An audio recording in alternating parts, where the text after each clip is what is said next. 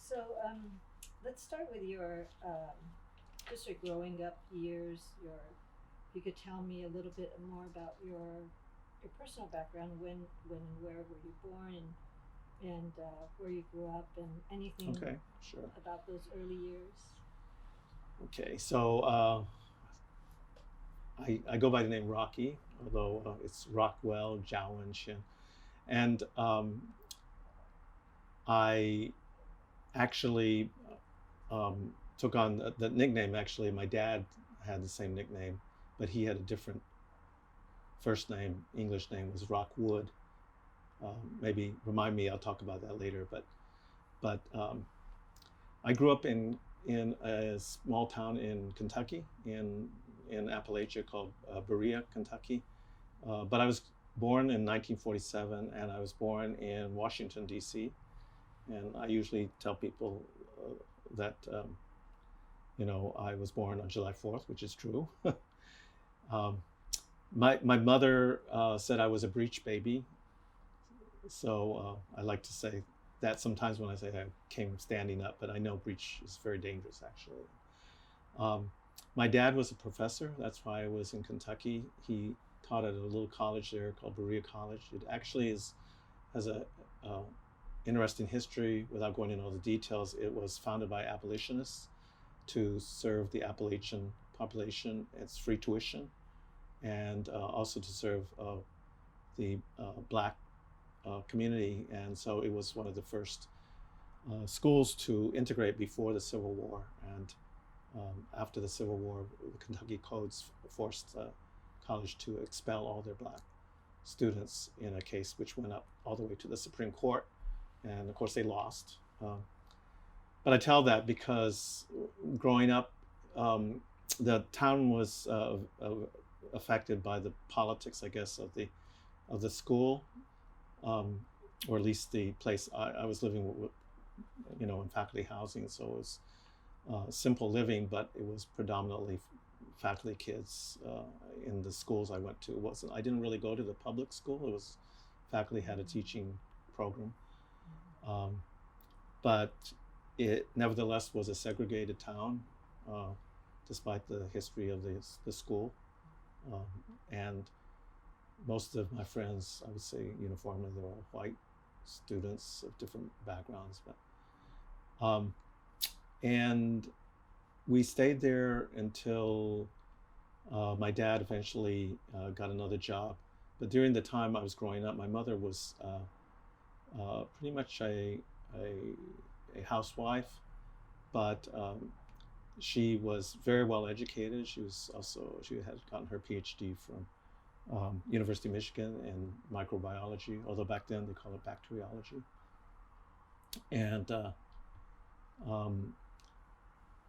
both my parents, they have different backgrounds in terms of Chinese immigration, but my dad was born in the United States in Worcester.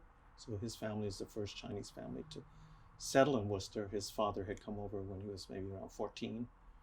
I always am amazed that these new immigrants, they come over so early by themselves, but there probably were some relatives or village people here. But he went back and forth. Eventually, my grandfather's, my dad's side, found his wife in Toisan, one of the small villages, and brought her over. So that's how they had the family. And so, except for one uncle who's the firstborn, all the other members, there's several other members of the family. They were all educated here. But my mother's side is very different because her father took the family over to the United States in 1928, the entire family. And he had been educated in the United States, and I graduated from Yale in 1908, and then later got his PhD from the University of Illinois at Champaign in 1911. So that's kind of a long story, but some of it is important to us because we fairly recently discovered that he had, my mother's father had left archival letters that were at the University of Illinois library. Having been the first Chinese student to get his PhD at that university, he was among, I guess, that university's first generation of Chinese students. And University of Illinois is one of the major universities that has Chinese students historically, and probably even more important, the president of the University of Illinois had lobbied with the ambassador from China to the United States at the time to set up the Boxer Indemnity Educational Fund. So that was significant in terms of history because it allowed for a lot of Chinese students. It was Chinese money, it was penalty on China. And also allowed for the creation of Tsinghua University, which a lot of people don't realize was basically Boxer Indemnity Fund. Chinese money, but allocated to the US, which then somehow got back.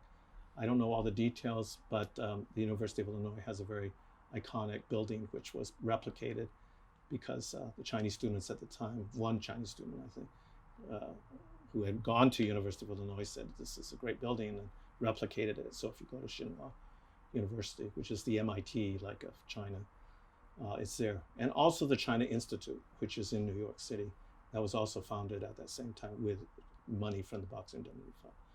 So I kind of knew vaguely some of this history through my mother, that my grandfather had been an official, had done all this stuff.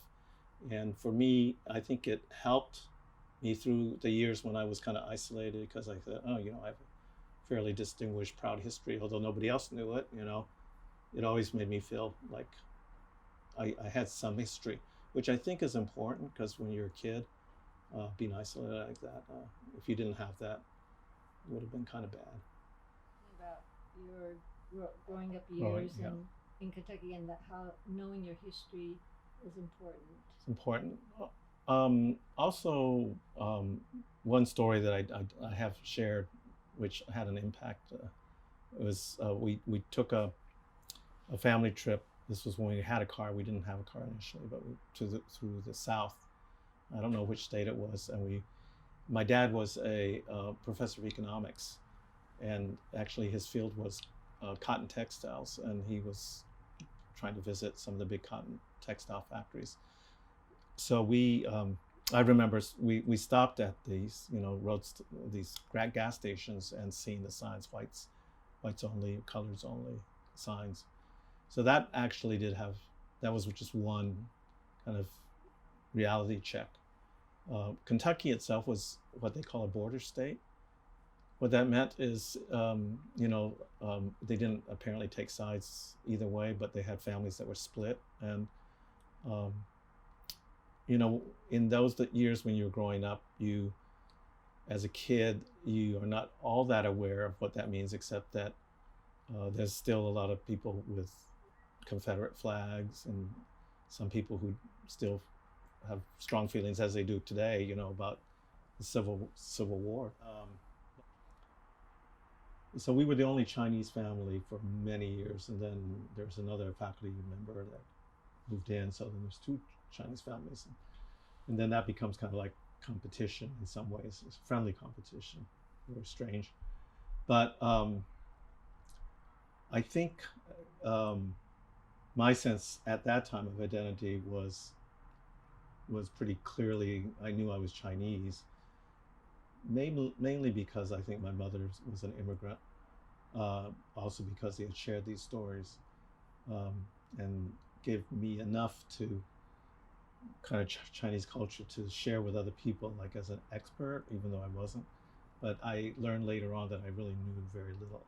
I mean, that my mother actually had not brought with her a lot of her Chinese culture. Wasn't able to, actually.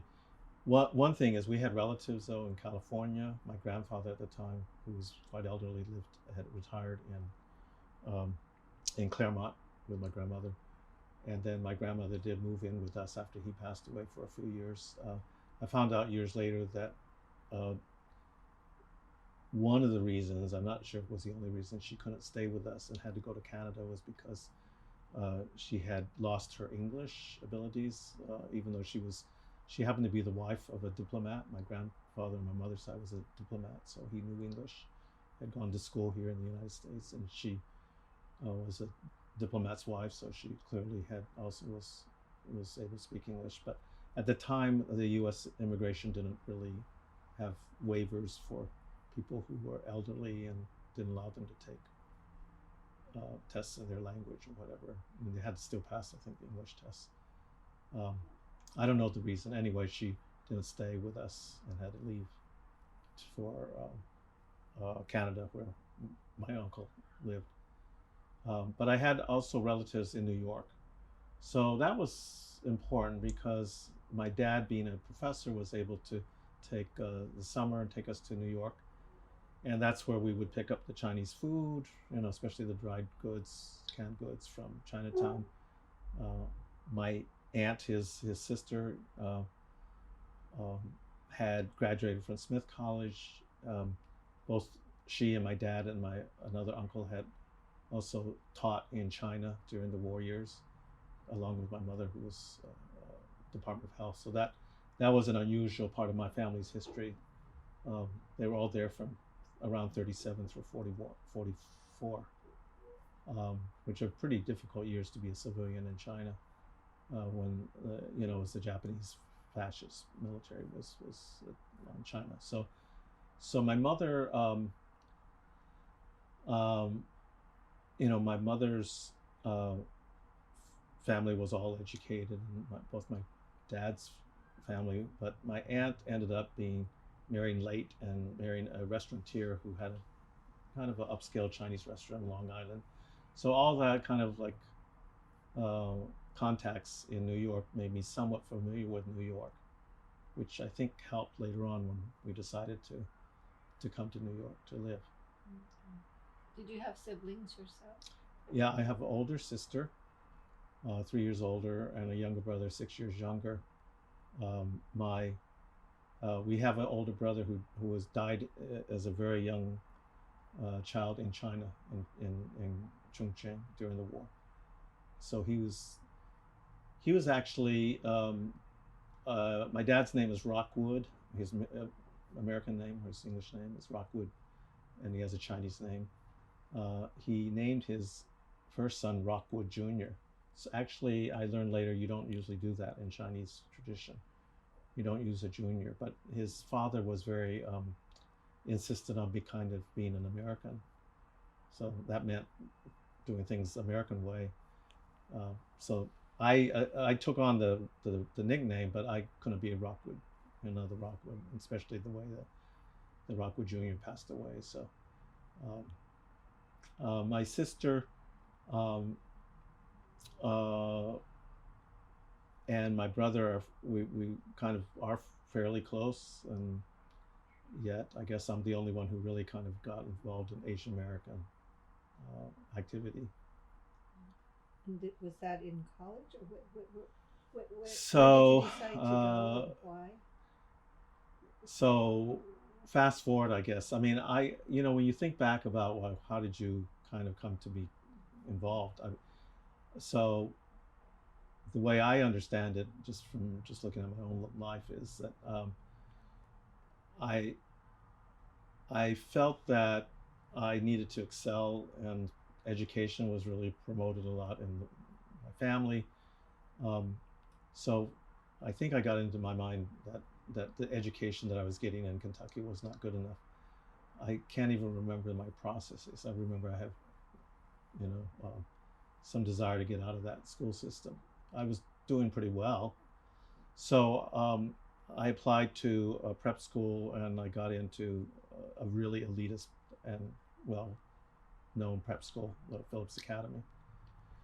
It's otherwise known as the school where George Bush went. He was one class ahead of me. I had 1 year of high school in Kentucky, and then I transferred. So actually, it was kind of a tough, not just a tough sophomore year, it was a tough 3 years, but I managed to survive, and I excelled in math, which was something I loved, but ended up realizing I wasn't a math major.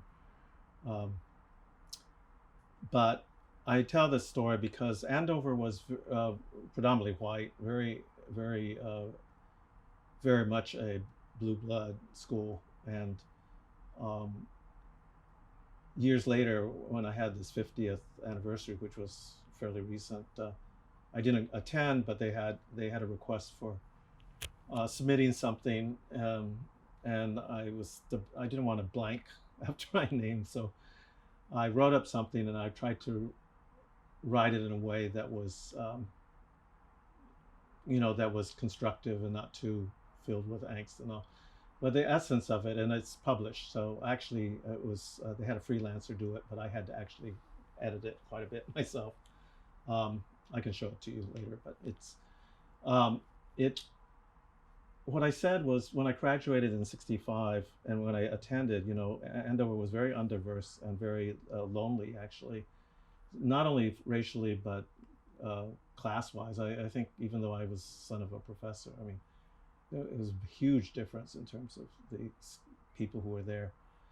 And the other thing that I realized later is affirmative action did not exist back then when I went to college, when I applied to college. In the 4 years later, when I applied to grad school, there was some affirmative action, but not in '65 when I was applying. So I got a rude shock when I applied for college. Um, Even though I would say I was a mediocre. I was the middle of my class. Didn't have great grades, but I was probably one of. There's probably only 4 Asians in the whole class, at most. There might not have even been 4. Um, Any other minorities? maybe as many blacks. I mean, there was really. I mean, this is several hundred students. Andover is one of the larger prep schools, and it sends a large number to the Ivy Leagues. I got rejected at every Ivy League. Um, and this, by the way, is also a lesson of what legacy does and doesn't mean, because my grandfather, my mother's father, had gone to Yale and graduated in 1908. And my dad graduated, he was a scholarship student in 1932, and then went on to get his PhD and master's, from Yale in 32 and 36. So you would think, there's none of that. I got on the waiting list at Oberlin, but I didn't get accepted. So I felt very kind of like, wow, hadn't succeed. So I attended Lehigh University, which is a conservative kind of engineering school. It's my safety school. It's actually the only school that I applied to. And thinking back on it, I don't think I had much counseling also from Andover. It was kind of like I wasn't prepped in any way as to what other schools. So I know that I applied to a lot of Ivy Leagues because my dad wanted me to, and that was his way of kind of giving me advice, I guess. But it was in some ways a blessing in disguise because it was so fairly conservative politically. There was a niche, for. So I became I didn't do too badly, although it was very easy college was very easy if you go to a prep school. But I became involved in the Freshman Counselor Society, and Lehigh is heavily fraternity. So this is the other thing I think that affected me and it was an all-male school, by the way, and so was Andover at the time. Both of them are now co-ed. So that's the other big change that went on in universities and these prep schools, is the big cultural change when they went co-ed.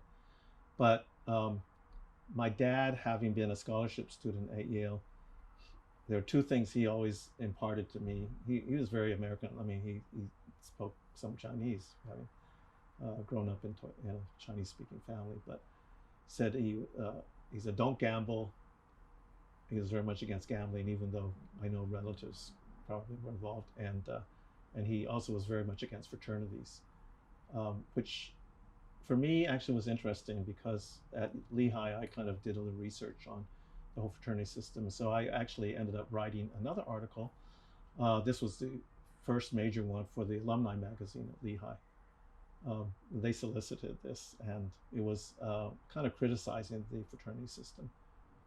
And of course now there's a lot that's coming out about how the fraternity system actually has its roots in the Southern, a lot of racism, and also it's a very, very sexist kind of institution. So So that didn't go over well. The alumni at Lehigh, which they had me trotted out as kind of as a student, and I went to one, at least one, I think the only one, event with the alumni, and boy, did I get an earful. That every time that happened, then you realize, like, the racial stuff comes out. I mean, I would go to these, they're all white alumni groups, and they were just like so enraged that I was attacked and I didn't really come out saying it was racist. I reread the article recently, and I just said it's not a great experience when you blackball people and you don't expose them to diversity.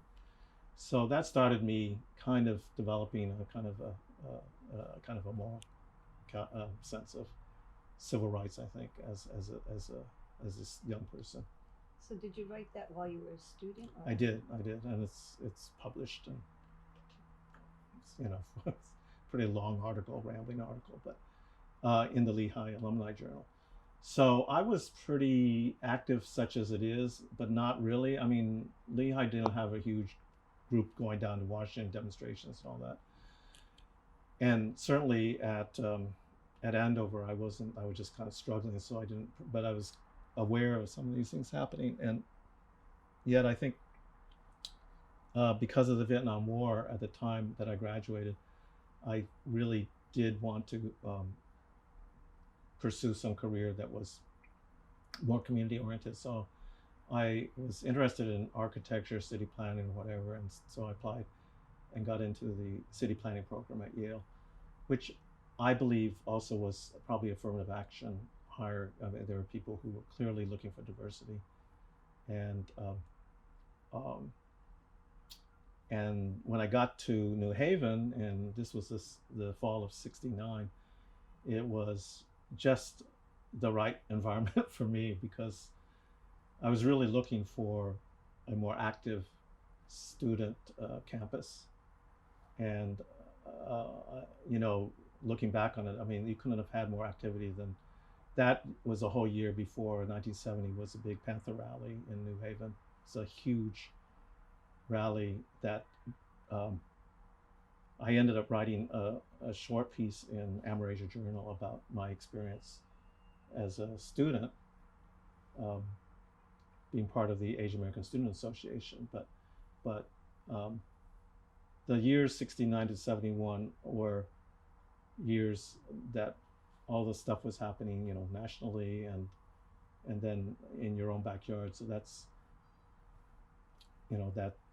that's when I started getting involved with Asian American students and also Asian American studies. Can you tell me more about that involvement? Like, how did you get involved? Do you remember when you got involved? Sure. Well, I was looking, and it's easy. There weren't that many even then. In 1969, there weren't that many Asian American students. So I was in the graduate school also, but I was kind of seeking people out. But also, I distinctly remember Glenn Omatsu and I met, and I don't know if he sought me out or what. There was another guy, Bill Ewan, who was in city planning, who was kind of a mentor too, I would say. And the Glenn's clearly brought me in, introduced me to Don Nakanishi. And before too long, I met everybody, in the Yale. It's a very small group. It was a really committed group of Asian American students. It was the first time Yale had admitted women. And so the graduate students, I think it was just Glenn and myself, maybe one or two others, but so we actually were part of the student association as well. And which student association? The Asian American Student Association. So next year, 2019, Yale is commemorating the 50th anniversary of the founding of the Asian American Student Association at Yale. So Glenn, Lowell Chun-hoon, and Don Nakanishi became good friends, and we and then pretty much Don and Lowell initiated the course. I wasn't directly involved in the course because I had my professional, I had to take my own courses in city planning. But I was well aware of it, and I was involved in participated in Asia Journal. I wrote an article in Asia Journal. It's one of the few articles I've written, but it was important because I decided to write it on Chinatown. I had done my thesis, my master's thesis on Chinatown, and I have to admit that I kind of was very lucky to have found a previous study that had been done on Chinatown by Danny Young, who was at Columbia, who was a planning student. And Danny Young had just formed a group called the Basement Workshop. It was mostly, this was a group of mostly architects and city planners in New York, and they were all Chinese not immigrants, they were Chinese students, most of whom went back to China or Hong Kong, actually. Some stayed somewhere in New York. But it was a group that saw itself as kind of lending their professional skills to help the community, and something I was interested in. So when I first discovered them, I said, oh, I'm interested in, my particular interest was in making sure that we had enough resources, research material. That was kind of what I thought was missing. Because when I wrote the article, that was pretty obvious. There was not a lot of stuff around. And so I helped start the group that was called the Asian American Resource Center. It was very modest. I would go around to all these burgeoning campus conferences and programs on Chinese and Asian American student activities, and collect all the newsletters and things that came out of there. And then I would pick up books that existed, very small collection. But that Asian American Resource Center became the core of the Basement Workshop's resource center. And it started to attract other people, including Jack Chen and Charlie Lai, who then later founded the Chinatown History Project, which then became the Museum of Chinese America. So all that material now is at the Museum of Chinese America. So I feel they don't talk that much about that early history, but I do get some credit for helping bring in a lot of Asian American student activists into the Basement Workshop. So that was the difference between Danny's group, which was mostly Hong Kong Chinese students, and the group that I brought in, which was Fei Cheng and some of the other artists. So I guess I was more influenced by just the flowering of Asian American cultural and music stuff, and that's through the contacts that I had made at Yale, but also when I came down to New York. So having been a city planning student and working on this Chinatown project, I was able to actually come down and investigate and learn more. And I realized I hadn't grown up in Chinatown. I didn't know Cantonese really, but I did have some ties, and I was trying to be somewhat respectful. And so the issue about research actually was quite a big topic. What kind of research? We talked a lot about the fact that a lot of research had been done by people who don't really know the community. Some of it not so good, some of it just based on some stereotypes, and the need to do more relevant research. So a few years later, when I was in law school, I was able to come back to the community and teach a course, and then do some kind of what I consider one of the first research projects, other than the city planning project that I had worked on. So what did you end up doing your master's thesis on Chinatown about? Well, it was pretty general. The article speaks for itself. It, to me, what was interesting about what was happening, this was in 69, 70, was trying to understand the politics of Chinatown, not just the physical and economic base of Chinatown, which Danny had done a lot of study there, but the politics was really very key, I think, and still is. I mean, I'm not a city planner, but and which is actually why I went into law later. I decided, well, a lot of city planners have great ideas, but they aren't able to get anything executed. So, not that lawyers can't, but I mean, I kind of said I should go into law. But in a nutshell, you had an emerging kind of you had an old time kind of structure in Chinatown, which was had been there and had served different purposes. The CCBA, 6 companies in West Coast. You had emerging kind of a social service group, which probably can be best characterized as the Chinatown Planning Council, and some of the people affiliated with that were kind of mainstream Democrats. And so linking kind of what's going on with the political scene with issues and development is kind of like what I was trying to kind of look at. I don't think I had a total view at the time, but looking back at the kind of the issues that I was involved in, and not just me, but kind of Asian American movement issues, they've all been linked to, it seems to me, community development and politics. Politics, not just electoral, but certainly including electoral politics. So you did this kind of community commute from Yale during. Yeah, it was not a total commute, but see, the thing that was fortunate is Lindsay was mayor. John Lindsay was a graduate of Yale, and he brought in a lot of his kind of, Yale professors as his commissioners. So I actually was able to not commute, but take a number of trips down and ride with these professors down to New York. Just as a favor, they would give me a ride. But I also was able to devote some time. And one of my professors, Alexander Garvin, is a very well-respected city planner. I don't know if you know him, but he at the time was a kind of a young planner in the City Planning Commission.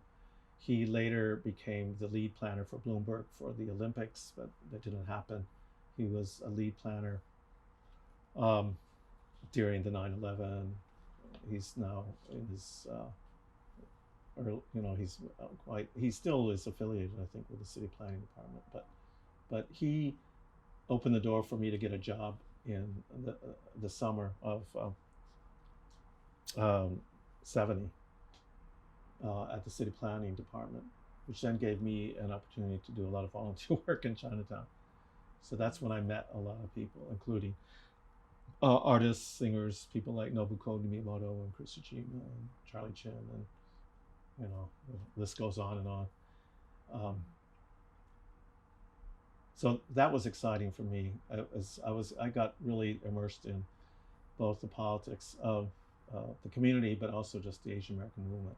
I should mention the Yale connection is significant because Yale had one of the first, I would say the first major campus community conferences in 1970. Can you tell me more about that? Well, it was in April, and it was I was on a workshop with Steve Louie. Actually, it turned out the schedule, we actually have it. I have it reserved. I have it, and it was actually included. I've given it to Ryan Wong, who did that Asian American movement exhibit in Los Angeles, and also there was one done here. But when you look back on it, it's kind of, wow, these are some topics, are similar topics. There's identity and there's other kinds of things. But so this is pretty early. when you think about it, April 1970. So we did this huge conference, and what it did is it actually introduced us as students to all these activists. Some of them had dropped out of Columbia after this Columbia strike, and had gotten involved in groups like IWK and other groups. IWK is Iwar Kun. And, I was just fascinated with, didn't really see myself as getting involved. And then you slowly start saying, oh, it's like, well, this is kind of interesting. So there was a number of demonstrations that were held. So students and community activists, most of whom were students also, but not all, would have these demonstrations. We had a number in New York. These were some with other groups, but some were just Asian American demonstrations. About what? About the war, against the war. The one that I remember in Washington, D.C., quite distinctively was, we were maybe 50, I don't know, we were very few walking through like on a Sunday, and we were saying, we're not having very much impact. And then there was some incident that happened. One of our members threw some paint on a statue and got arrested. So everybody was like, oh no, we were very law abiding. So that kind of thing, he was arrested and eventually released. But, that kind of thing kind of shook us up, because I think some people were trying to like become more like we're down with being in your face. And I think for me, I went from, I'm against the war, partially because I didn't want to get drafted. Everybody in my generation had to go through their personal, like, are you gonna register? Are you gonna resist? So that's something interesting. It forces you. You like, whether you like it or not. And I ended up having a high number, and also having glasses, which disqualify you. You can't go through the jungle, with your glasses off, which I didn't realize was a disqualification. But you kind of went from being kind of for peace to, oh no, we're also against U.S. involvement. There's a little bit different. And then some people, like in IWK and other groups that we consider more left, we're then saying, we should support the NLF and so. And I remember distinctly intense kind of like, are we going to march behind this? So we would have these debates and end up usually marching together, but some people would march behind. And I think my political, I would class myself as kind of a classic liberal, but I mean, I kind of like got educated during that whole period. The other thing that was very big impact, this big rally, this Panther rally, the Asian American Student Association was organized at the time, such as it is. I mean, we had maybe a dozen or more people. And so we participated in a kind of a broad student welcoming group. When I say welcoming, the city itself and a large portion of the Yale community, student community, especially the white community, were totally terrified that all the crazies and the lefties would come in, because this was probably one of the largest gatherings of progressive movement, anti-war movement, not anti-war, anti kind of a pro African,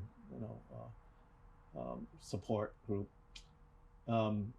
at the time, because this trial was supposed to take place, I think, in New York. I can't remember. Say a little more about the trial and what led up to Well, the it was march. Bobby Seale. They without going into all the details, they were tried for some serious crimes, and the trial was removed to New Haven because of the allegation by the defense attorneys of maybe unfair jury. I can't remember those details, except that the rally was a big call for everybody to come to New Haven, and so we, in the days and I would say weeks maybe preceding it was a May 1970 demonstration. The entire city boarded up, all the downtown. Can just imagine. I mean, this was like fear went throughout. Like, we're going to get ransacked. May 1967. 1970. Oh, 1970. Oh, Yeah, 1970. And so our group said, what are we going to do? We're Asian American Student Association. So we went to the Chinese restaurants to educate them about what the issue was and why they should not be afraid. But then we helped them board up too, I think. they tried to educate them anyway about the issue. And then the day of the rally, we joined, I think, with other students, and Yale opened their gates, which was a big, so all the demonstrators, many of them students, who were coming in from all over to demonstrate, were welcomed into the campus and fed, and everybody got training about tear gas. And so I write about this in one of the Amerasia Journal issues, which I can't remember which one it was, but around that time, because the government called in the National Guard and the tanks. So they put New Haven under martial law, which, so when you're a student and you're just kind of thinking, we go to these demonstrations and everything is, peaceful or whatever. And although we're quite aware of what was going on in the South, but when you see tanks coming down the street and you see, military, it's pretty scary. And so, and they did shoot. They had all these guys shooting, tear gas into the crowd. So those were kind of like bonding experiences for some of us. Made us wake up to the fact that, this is life. This is really what's behind the. And just point of fact, Hillary and Bill were on campus at the time. I don't know if they stayed around. I don't know their history. They were going to law school at the time, as were other people. But so the conference, the fact that there was the Asian American student activism, which taught a course under Chitoshi Yanaga, I think. The Asian American. It was the first Asian American Studies course. It was actually pulled together. Before we go to that, yes. So what happened? What transpired after that demonstration? They got acquitted. They got acquitted. So it was a successful protest, I guess. Not that there was a lot of pressure, not just from protesters. What did that do in terms of third world solidarity amongst? Well, that's a good question. We really worked very closely with it wasn't called Chicano, with well, it was Chicano, it was La Raza group. I can't remember what it was, and the Black students. So there were very few minority groups. So I think, like a lot of elite schools, this was the first time they had any real large numbers of minority students who did identify kind of as third world or minority, coalition. And it's important because years later, now that I'm doing a little bit of volunteer work with the alumni group, which is incidentally not, obviously it's affiliated with Yale, but it was separately incorporated. You find that a lot of the minority students that attended have real mixed feelings about their experiences because the university was not really supportive of, in general. Now, the president at the time of that march did make a statement, which was, he's a liberal, and he made a very important statement that he made a statement that was seen as kind of radical, that he didn't think a black man could get a fair trial. And it was seen as kind of you can look at the documentation.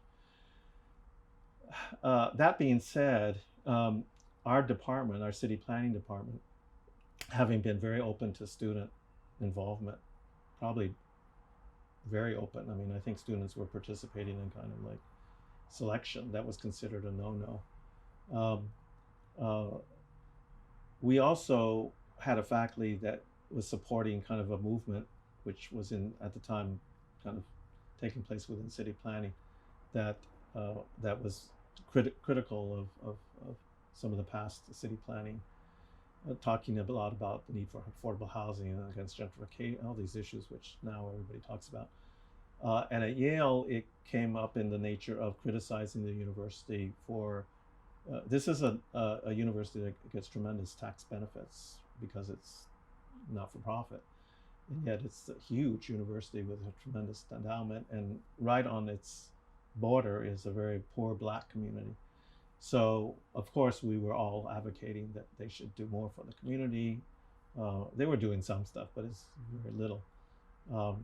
And who knows why, but I think the trigger was the fact that students were allowed to be involved in admissions. That was considered not their jurisdiction, and so they ended the program. I mean, that's what happens when the program was eliminated. The entire program. City planning program. Right. So it no longer exists. So they don't write up about it because it's somebody someday is going to write up about it. A lot of people were, they actually rejected one class that had been accepted, I think, or rejected some of the members. So there was like one more class, and then they fired all the faculty. Then they had to rehire them because most of them weren't tenured. It's pretty interesting. Somebody should do their PhD study on that. But there is some reference to it because Robert Stern, who was the dean until recently, was trying to get people to obviously to make donations and write up their stories, and made some vague reference that people during this period, we still want to hear your stories, but the damage has already been done, and somebody else is going to have to address it. But it's actually, I'm surprised there hasn't been more written about it from an academic point of view. But and if I ever did a PhD thesis myself, I might do it. But it's hard to be objective because I was a student, and I have to admit that I was probably more interested in activism than going to classes and stuff like that. But I found it was a good program for me to be in where I was at the time because it got me to think about a lot of things around the city, and I am interested in city planning, but ultimately went on to become a lawyer. Can you tell me a little bit more about the Asian American Student Association and its founding and development? Like, who is in the organization?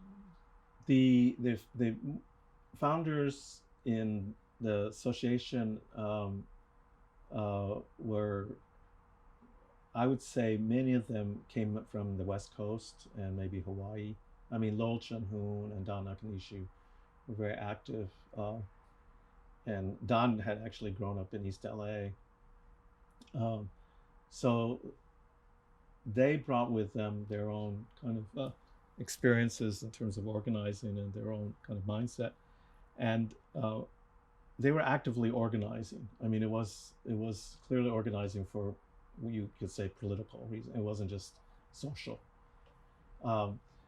The first issue of Amerasia Journal has an article by Bill Lan-Lee, who later on became the Assistant Attorney General for Civil Rights, although he wasn't ever approved, but he got into a recess appointment.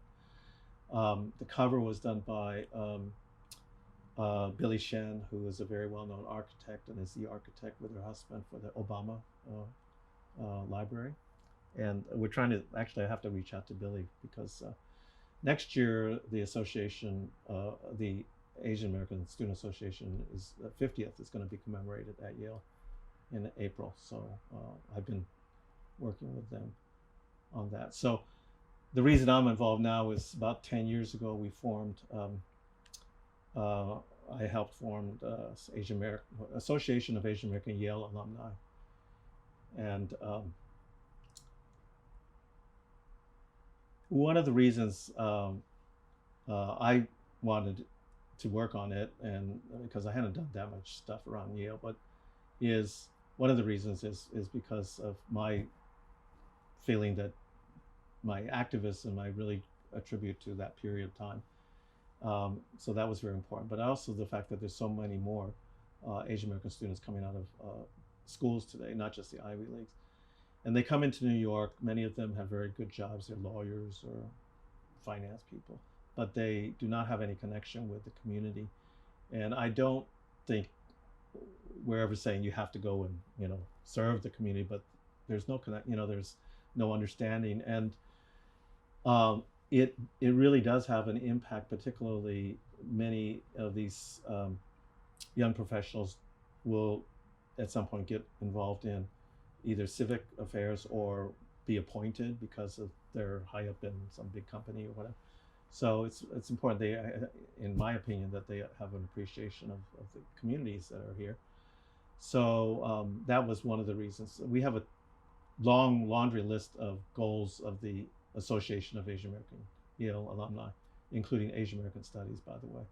So Asian American Studies at Yale does not exist as a program or department.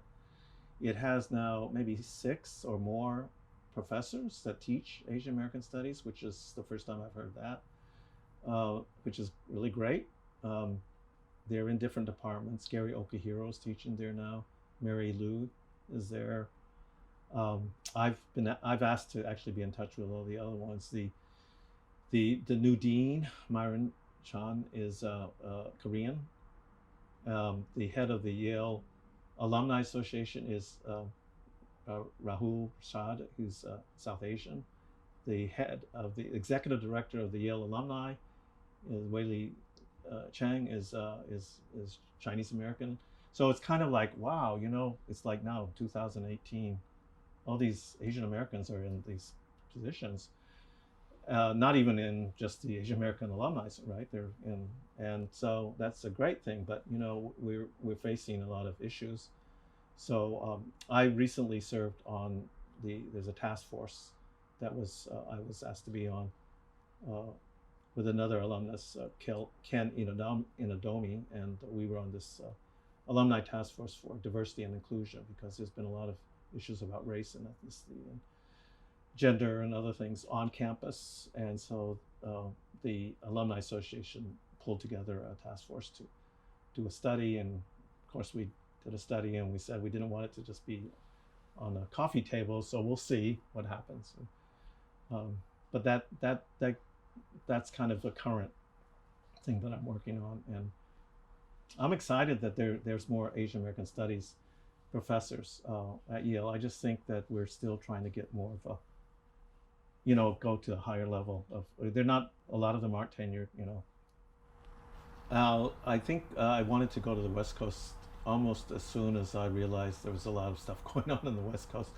I mean, in New York was pretty exciting because I did help found a lot of the basement workshop was taking off. Actually, it became the largest cultural group for a long time.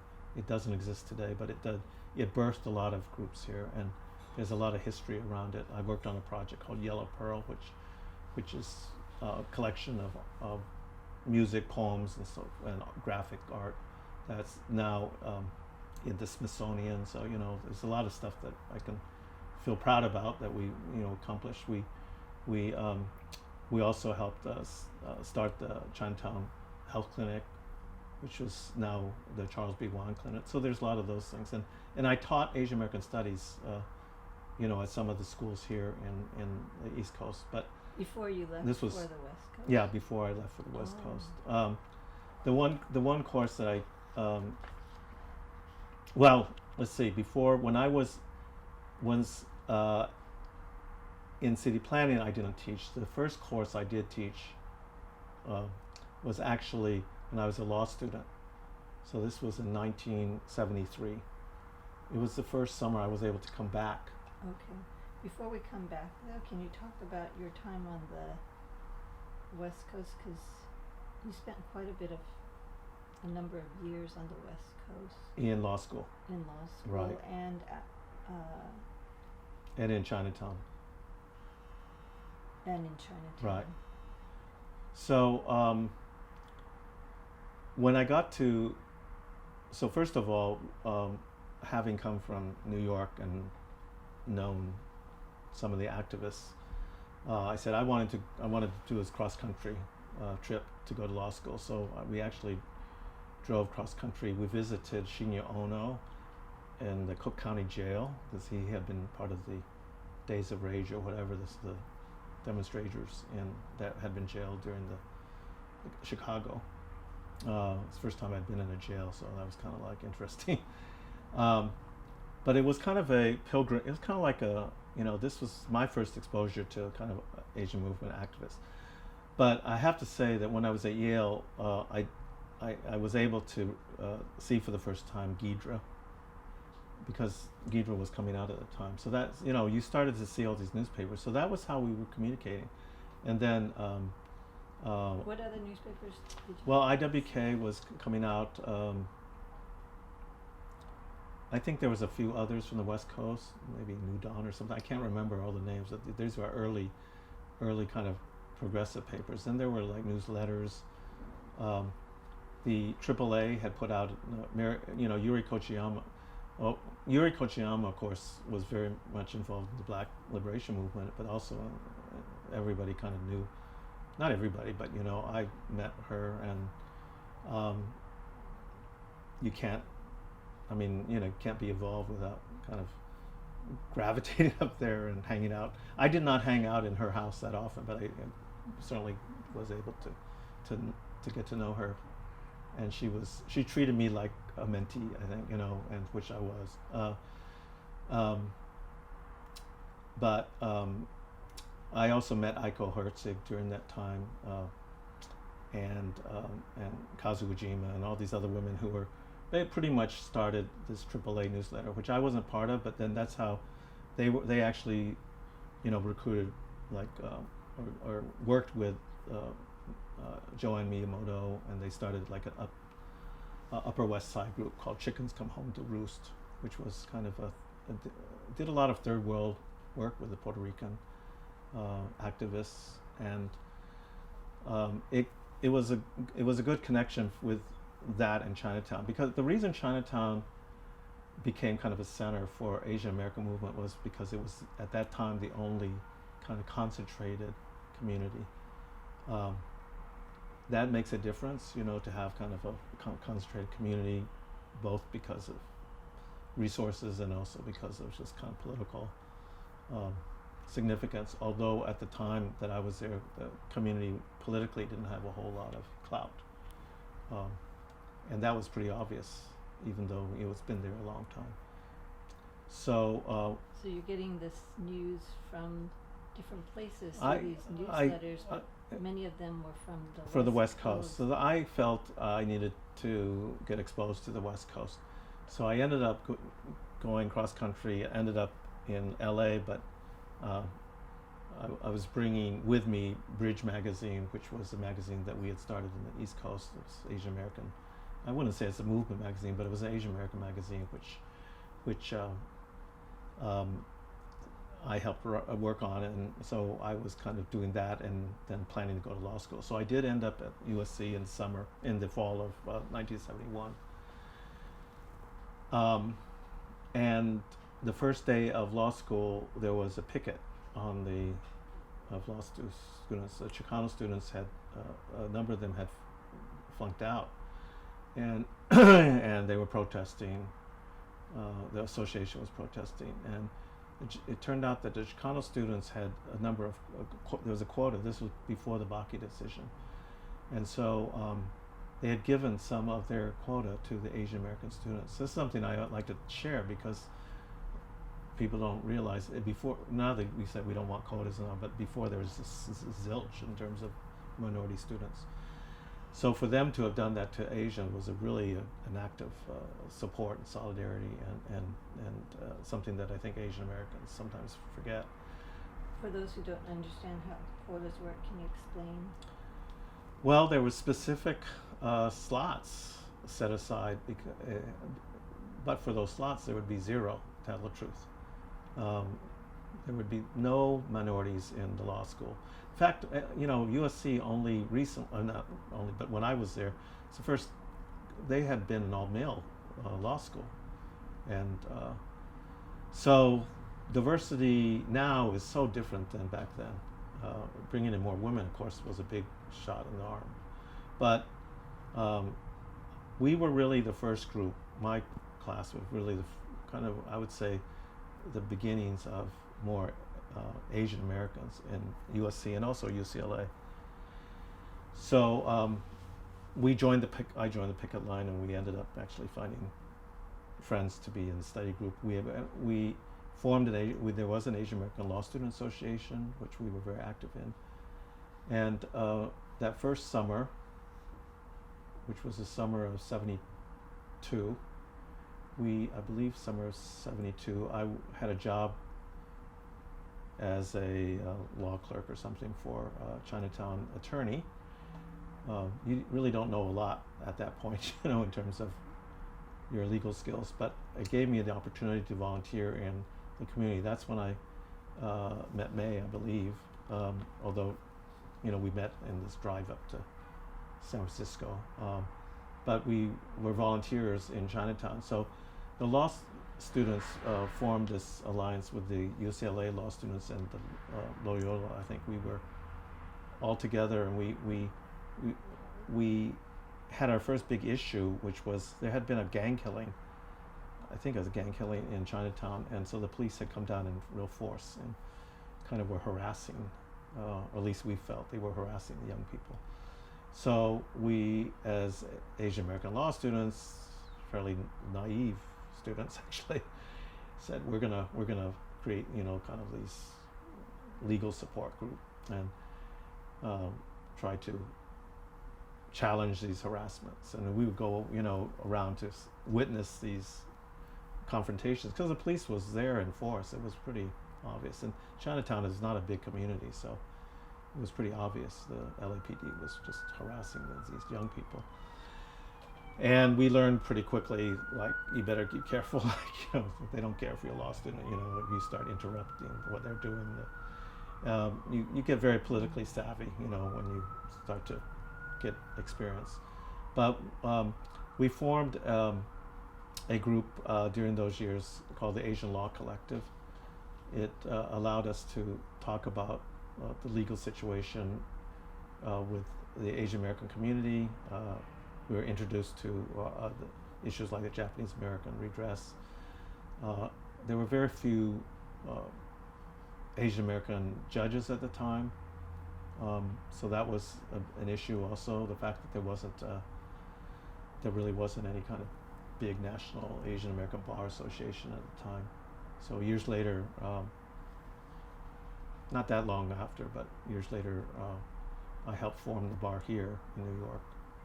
And we are the largest bar, the Asian American bar here in New York. It's the largest, believe it or not, it's the largest minority bar here in New York.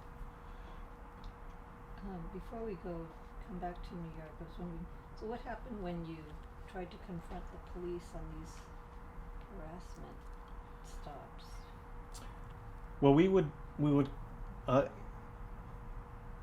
introduce ourselves, and we would ask the officers for their ID. I mean, we take down their ID, and we would not be interfering, but obviously, and they would then threaten us with getting arrested if that we were interfering with them, even though we weren't doing anything but observing.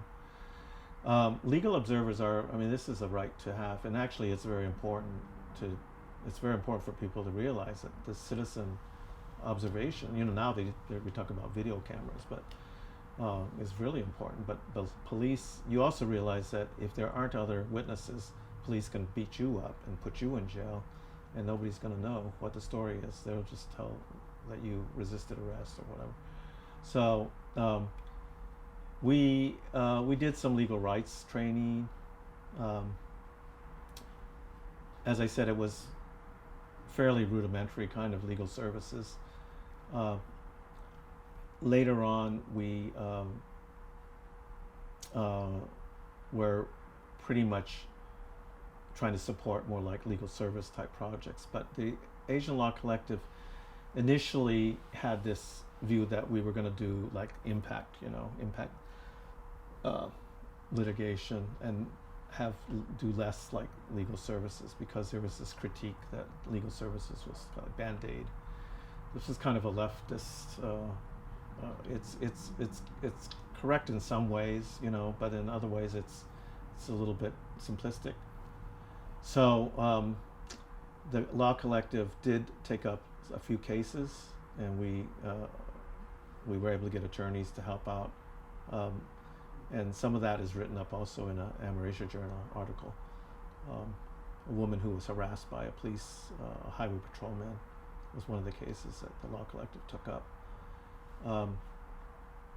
As a phenomenon, it was important because the fact that Asian American law students were organizing was a new thing. And then in the summer of 1973, I was still in law school.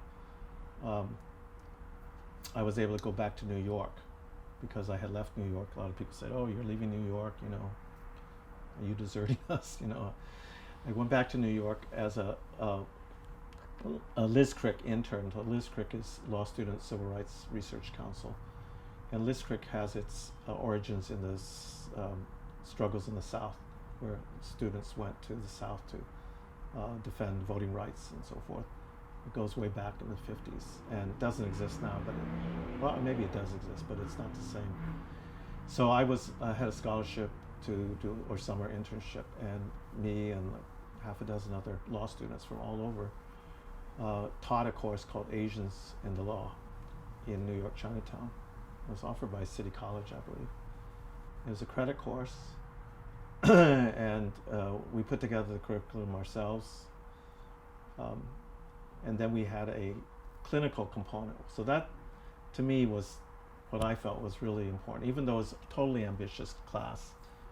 So we taught the class, and undergraduate students took it. Some of them became lawyers, so we actually started a whole trend of kind of Asian. Back then, there were not that many Asians that were thinking about law school. So the course was kind of topical, talked about immigration, talked about the camps and so forth. But the clinical part, we did a legal service study. So we went door to door and we did this study, and we had the students, of course, work on it with us. And it formed the basis for arguing for legal services in Chinatown. It probably is one of the first Asians in the law classes. I think you'd have to look back. 1973 is pretty early. It later became a course that I believe we taught at UCLA. I'm not sure, that might have been earlier, and then I've taught that course at NYU, and then also I taught at undergraduate, and then I taught it in the Cornell Law School. I kind of named it Asian American Civil Rights in the Law. So for me, it's kind of interesting when the fact that you have to put together a course from scratch kind of, on the one hand, makes you survey the field and see how little there is and kind of frustrated, but it's kind of really exciting, you know.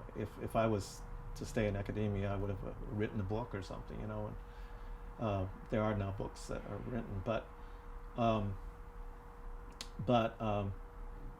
it also, for me, having come from a family where my parents are both, my mom ended up going back and teaching and becoming she was a professor of library science after she changed careers from microbiology to library science. I kind of grew up learning about the politics of academia just from being at home. So that's a whole nother discussion, because my observation is that some of the struggles people are having, I'm getting a little bit off here, but there's been a issue about Asian American studies, but also Asian Americans in higher education. And in New York, we're raising it as an issue in CUNY, which is the largest university, that there's a failure to hire and get Asian American administrators, deans and presidents and so forth. And I think so part of the challenge has always been, one is some of the faculty who just don't want to do that. Some of it is the nature of politics internally in university is very different than politics out in the field, so to speak. There's a lot of stuff that is unusual and specific to campuses, and tenure, non-tenure, and whatever. But it is in my mind, it's the next challenge. I mean, it's really, when they talk about Asian Americans being maybe overrepresented in undergraduate and so forth, I say they're underrepresented in terms of the higher levels, and even in some faculty departments. Yeah, no, I'm hearing that from students at different campuses too. Yeah. Just to stick to your life story. Yeah. I'm sorry. No, I got off. No. That's about fine. law school. So. So you were doing a lot of community work while you were in law school. Some, yeah. Or a decent Or amount. volunteer, of it, yeah. Volunteer. And you mentioned the work you did with the law collective, the Asian Law Collective. Were you doing were there other things that you were involved in during the time you were in law school, or was that the main activity? I got involved with the Chinatown, I guess it was the Chinese Progressive Association, and then Chinese Awareness. Not as much as May, I think, but I was involved in a number of those. And then I did, after law school, I had to get a job at one point, and I did become, for a brief time, the director of Little Friends, which was exciting. And then I taught some Asian American studies, but Can mostly, you tell because people may not listen to May's. Oh. So can you say a little bit more about what Little Friends was? Well, first of all, we had our kids were born in LA, and Little Friends became an opportunity for us to address both the need in the community and also, in our case, to also provide childcare for our daughter who was needing childcare. It was basically a group of parents and friends, and we pulled together a daycare program. The teachers were predominantly, I would say predominantly Cantonese speaking. It wasn't bilingual per se, but because you're in the United States, it's good that they learn. I mean, our daughter was about 3 when we left LA, and at that point she was pretty bilingual, and she lost most of it, because she wasn't able to continue. But the parents were all working parents. There was a very big need for that kind of program. It was able to expand until and become like a Head Start program, I believe. So you did that for a year? I did that later on, after law school, and I did also work briefly in legal services in San Fernando Valley Legal Services, and teaching classes. So the reason that whole period is I was like taking the bar. I had to take the bar more than once, unfortunately. It's a pain in the butt. So, and you kind of wonder, like, why do that, But, when you invest so much, it's kind of like, I have to get the bar, I have to get the license, even though I ended up never practicing in private. Really, I shouldn't say never. I briefly practiced in private practice. But. So how did you get involved at the UCLA Asian American Studies Center? I was more involved, I think, through relationships than with the program. First of all, having known Don and Lowell, both of whom were affiliated with UCLA, and then May, of course. It kind of opened the door to all the people involved in Asian American studies. So that's also, then I taught at Lloyd and Nui and Franklin down in Cal State. I think Asian American studies was clearly one of the key kind of issues, if you want to call it that came out of the movement. In other words, we all knew that was really important. Looking back on it, my feeling is that the UCLA program is a program which kind of reflects, for better or worse, it reflects kind of the better aspects of Asian American studies. I shouldn't say for better or worse. The clinical connections, even the way it's organized. I've been pretty frustrated by how Asian American studies has not been able to develop on the East Coast. There's reasons, specific reasons why, but a lot of it has to do with political lack of political will in terms of the public universities, um, but also the Asian American movement did have an effect on all the programs here. I mean, you have to look at Hunter was started by Asian American students, so I think UCLA had an impact in terms of its model, and I think that really is the impact that I see more than anything in terms of for myself and looking at, well, what about why aren't we doing what UCLA is doing? You know, why aren't we, but we've never been able on the East Coast to kind of even have a replication, and so you ask yourself, well, why is that the case? Um, I think part of it is the leadership of the group that was there at the time at UCLA, that was able to, for the most part, work together. I think that's important. The other thing is having some kind of political support. You know, that big tenure struggle. I mean, that was a struggle that Don had. Was not fun. I mean, it was, but it was successful, and that could have only happened with support all up. See that piece of it, which was the political support, the community support, that's something that I think in the East Coast, and particularly New York, let's say, so I can't speak for, we have had a hard time in unifying the community around Asian American studies as an issue. I think that will happen. I think I think actually as we start to commemorate Asian American studies, it's something that we need to talk about here.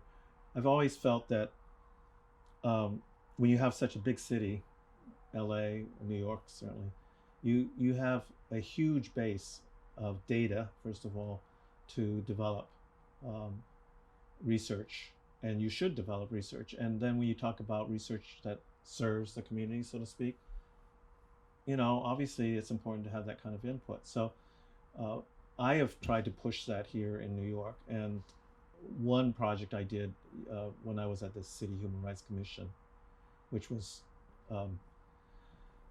I think you could attribute it to kind of like this link in this academia and the community, which is what I see as a key component, is we had a town hall, 2-day convening of the Asian American community leaders here in New York and the city commissioners for education, small business, health, all these different kind of areas under the Dinkins administration. I was serving still at the Human Rights Commission, but I was able to play a role in pulling that together. That 2-day town hall conference has never been replicated. It was never written up, but it was historic in the sense that it was the first time the city of New York, through the mayor, acknowledged that there is a need to reflect the important issues of the Asian American community in terms of the resources of the city, and then for the city leaders and the civic leaders to come and testify about what the issues are. I still think that's a missed opportunity here. There's really, I think the beginnings of some of this that Hunter is pulling together with Margaret Chen and John Chen and some of the people at Hunter and Terry Hum, some of that kind of research, but it's far from the level it needs to be, and that has to do with resources and so forth. This is also reflected in the fact that community groups then rely on usually single researchers, like the Asian American Federation here, which is a big service organization, has one researcher, main researcher. It's very difficult for social service groups to do research. I mean, academia has that capacity, and yet if academia is just floating out there without any community connection, there's a danger it kind of go off in its own ivory tower. But there's plenty of examples in the city of academia which have done good policy studies. So I think it will happen. is critical mass happening. It has to come with more elected officials. We have a small number, but it's not sufficient yet. So all that, so Asian American studies, I think on the East Coast can look to the lessons of of LA, and maybe there could be some symposiums even here, where UCLA and some of the other could come here and talk about it. I've mentioned this to colleagues and people like Yuri Okihiro, who is having some conferences this month and with scholars about Asian American studies. So people are kind of aware of this challenge, I think. We will keep that in mind for our 50th I anniversary. hope so. Because we have limited time left, can you talk about your years at the City Human Rights Commission and what you feel were some of your biggest accomplishments while you were there? Sure, and I'll just roll everything into, since I worked at the state and the city, right? Yeah. So if you can explain what the difference is too, and what years you were at each. Okay, so I was at the City Human Rights Commission from 1985 through 2002, with a break around 1998 through 2001, or 1990, somewhere around 2000, to run for office. I ran for city council. But then I went back to the City Human Rights Commission, and then I worked at the State Division of Human Rights from 2008 to 2015. 2015. Both of these agencies enforce the what they call the administrative civil rights laws for the state or the city. The city actually has pretty strong civil rights laws. For example, these are the anti-discrimination laws that give the city, or in the case of the state, jurisdiction over housing, public accommodation, and housing. So sexual harassment, obviously. And so it includes pretty much everybody, landlords, even some small landlords, in education. A lot of that's not covered because that's the Department of Education, but does cover employment. So for example, there was a case I had where a gay teacher filed a discrimination case that came under the Human Rights Commission. I would say the three or four things I worked on one is just translation and language issues, which are not just issues of the Human Rights Commission, which is a civil rights agency, but you certainly want those agencies to be on the best practices. So that was number one. I did major projects with the City Human Rights Commission, and then also the state, and feel very proud about what we did. I had to basically advocate for resources to do the translation, set the policies, and so forth. So while it's not perfect, it's getting there. New York has so many languages, so that's so without going into all the details, I mean, that's a very intensive project. Number two, I worked a lot on disability rights. So this is access for people, physical access mainly. And for me, just personally, just getting to know some of the disability rights community was very important. And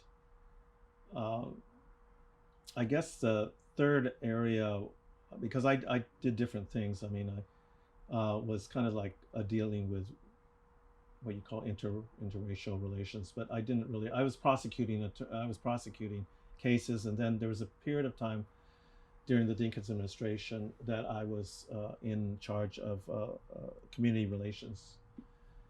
This was a very difficult time because we had race conflicts. We had a Black Korean boycott. We had Crown Heights, which was a Jewish-Black conflict. I kind of got trial by fire. I mean, I was in a managerial position.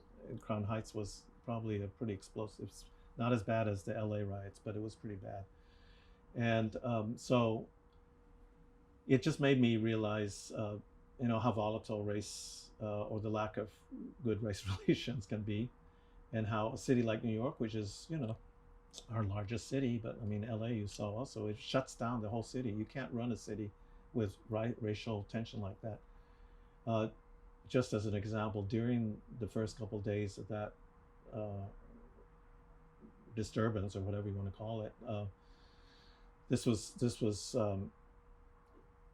ultimately, it was a perception that was probably real, of disparities between housing between the black community in Crown Heights and the conservative Jewish community.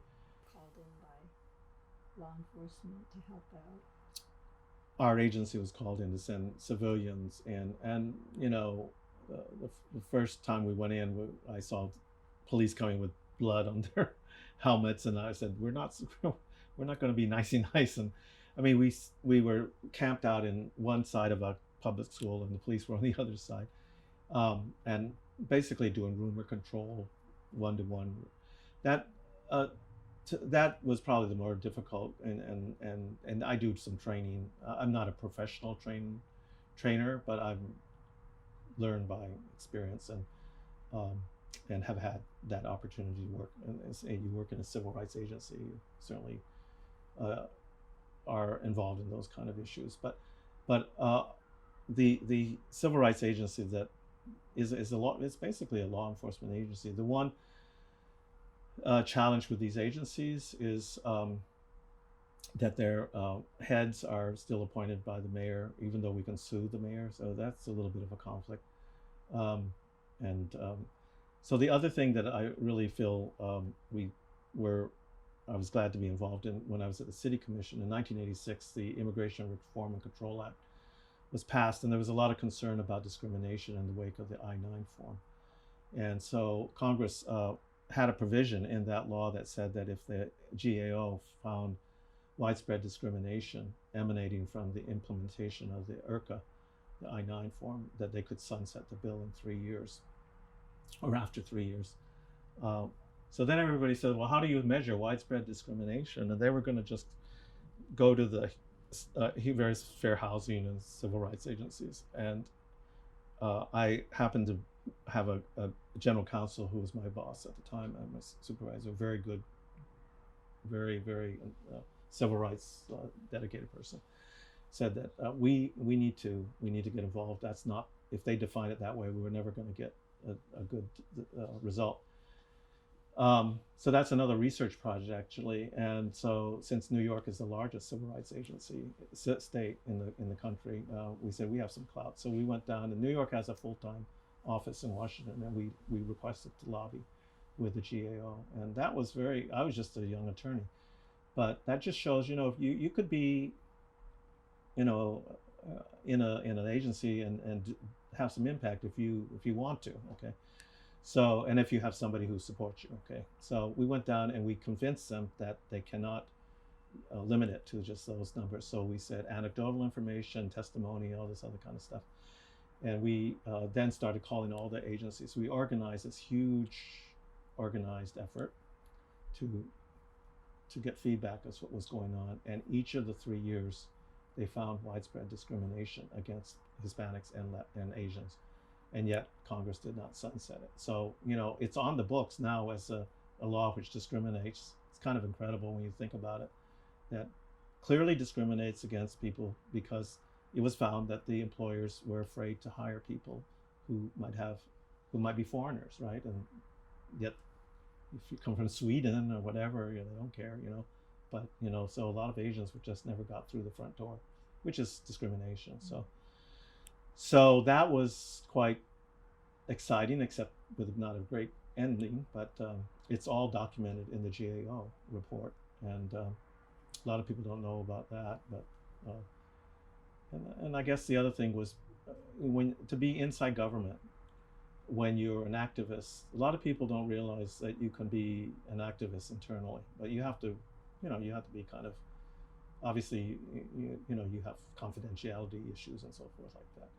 But there are ways to do that. So, so I think I learned how to navigate that. I kind of feel that a lot of people, what you have to do is you have to kind of find out who are the people that kind of support you and kind of where the different places. And you have to actually go outside your little box and meet with these people. And we were able to do that in a number of times too, especially with language issues. And then we knew what was going on with the grassroots because they were pushing this way.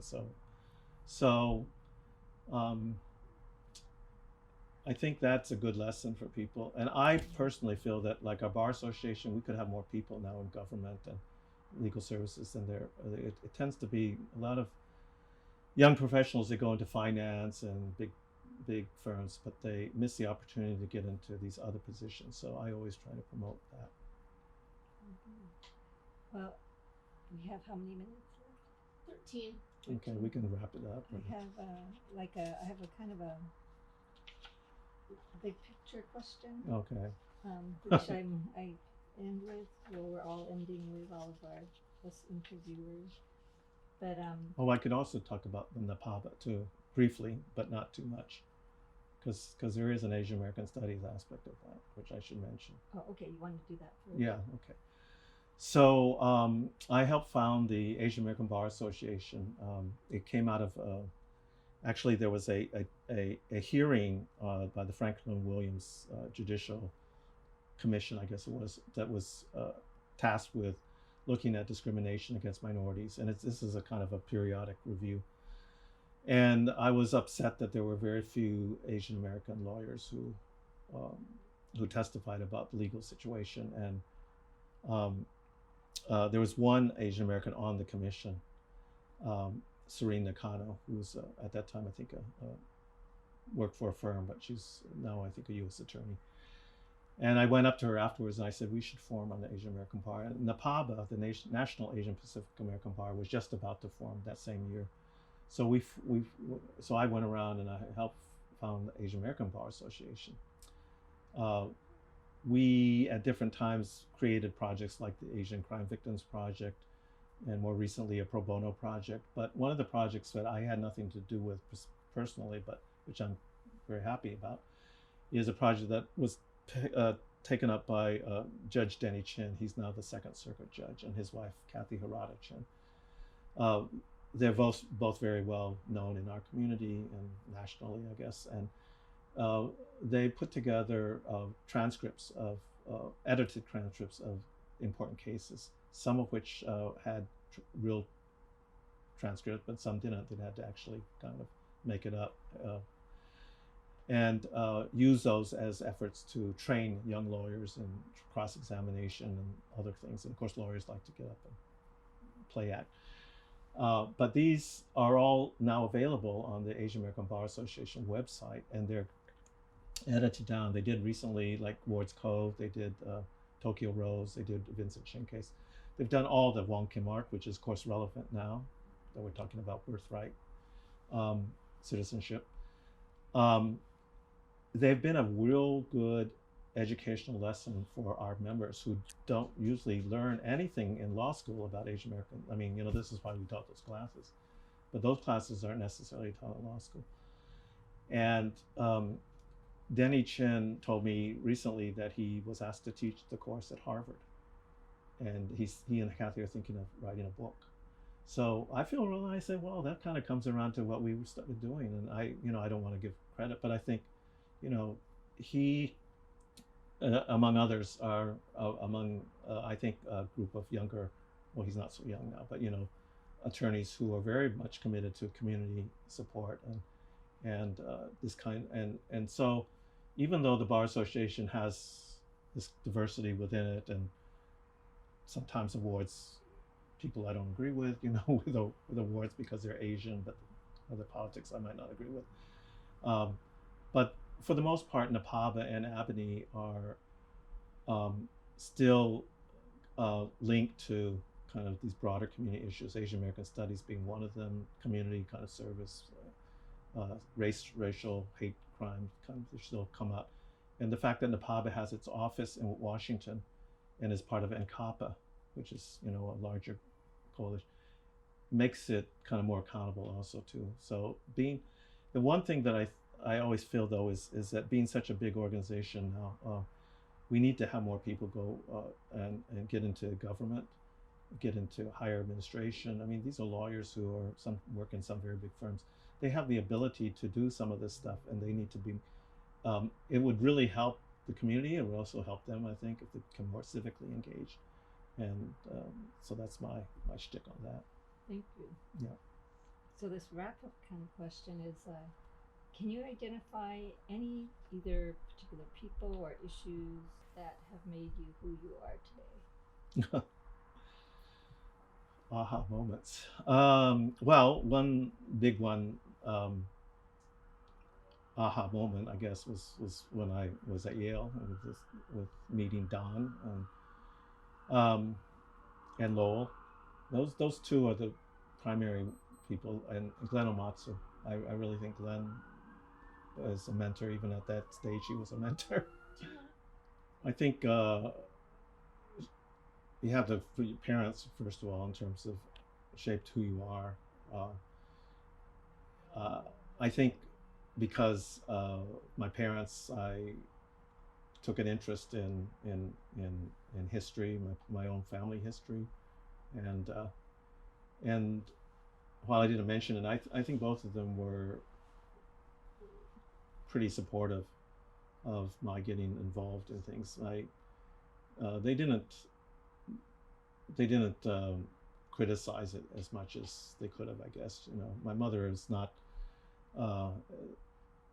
did not say as much about it, but years later, she told me, you know, during the war years that they would raise,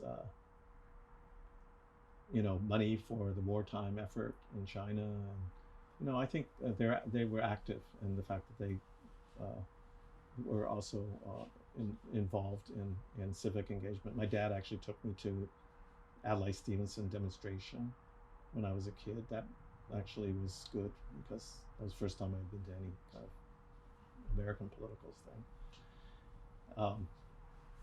And the other aha moment, I guess, was I was primed for this, but you know, when I attended city planning and met Don and Glenn, and not Don and Glenn, Don and Lowell, Glenn Omatsu, I guess I meant, and I think what they did was kind of open my eyes to kind of the broader movement. It's true that, you know, you sometimes carry these stories internally and you don't realize how common they are until you meet other people and start to make those connections. The other thing is the fact that we were able, as a student organization at Yale, and I know at UCLA, but we're able to make things happen. That is something I think is a big aha moment for the movement. I mean, whether it's Asian American Studies, you know, we created courses. I mean, that's not nothing, or write books, right? But even organizing conferences, bringing people together, and then years later, you know, you meet people, you know, who were involved and were able to make other kinds of changes. So that is quite gratifying. I think lastly, just being able to, you know, to have a family and to be able to do it and not be crazy and say, you know, I'm unhappy or whatever. You know, I think it's all been pretty positive. I mean, even though you have to have a thick skin, I think I've been able to counsel a lot of other people who've gone through some strange stuff, primarily because I've gone through it, and you know, and just sometimes, and actually getting involved in politics, I didn't mention, but running for office was a great opportunity. It's probably very few people have that chance to do it. It's very tough. It was very tough on my family, and yet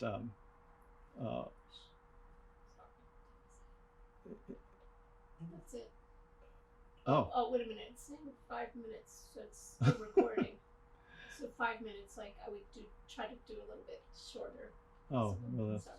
So you said If you could just complete your thought on that. Okay. what main thing? What was the main thing you took away from running for office? Well, the real importance of becoming involved in civic engagement in a way that you can link some of these issues. Civic engagement is not just voting, obviously it is, but it's also being able to bring groups of people, individuals together around issues to make change.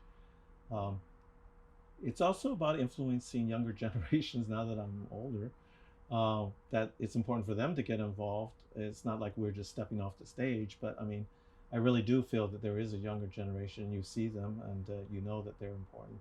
I work with ARP now, which is by choice, a very involved civic engagement organization doing a lot of lobbying around issues, and I can see their impact. But that it's really important to get involved. The fact that we have so few people involved in our democratic process is disturbing, and now is really a wake-up call, I think, for people to do that, to get involved, and for an Asian American, somebody like myself, you know, you know, we are American. We keep saying we are American, but you know, you got to feel like you're an American. You want to be treated, you know, like an American, and I think that's still a big challenge for many people. To be an American means also you got to get involved. You got to stick up and stand up. And I think now, as a Chinese American, we need to tell our story, our past story, so that we can share it. So a lot of misinformation going on about immigration. Our story is something that will benefit America if it takes those lessons to heart.